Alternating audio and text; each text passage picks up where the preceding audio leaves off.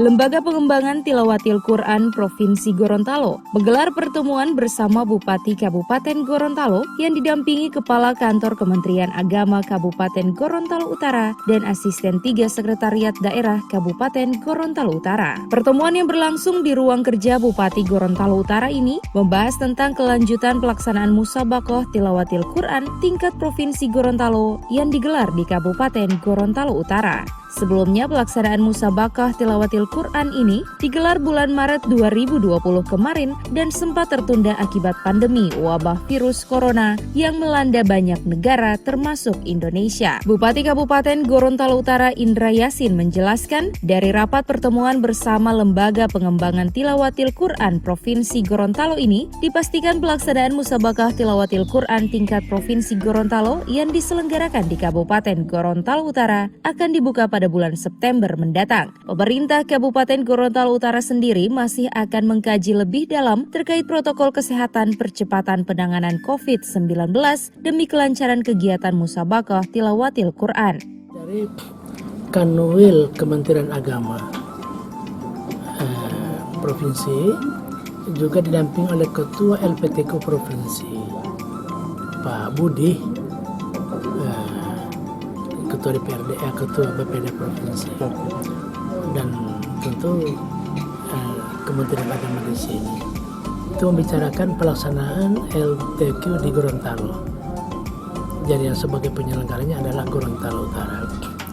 Nah, kita sepakat tadi LTQ ini tetap kita laksanakan, tapi sederhana.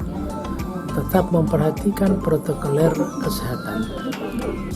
Oleh sebab itu pembukaannya barangkali pagi hari dengan peserta terbatas semua kafilah. Ada kegiatan lapangan, ini kemungkinan besar kita batasi. Yang ada barangkali hanya kegiatan di panggung, maksudnya dalam bentuk kur atau nyanyi, kasidah. Selebihnya kemungkinan besar kita hilangkan.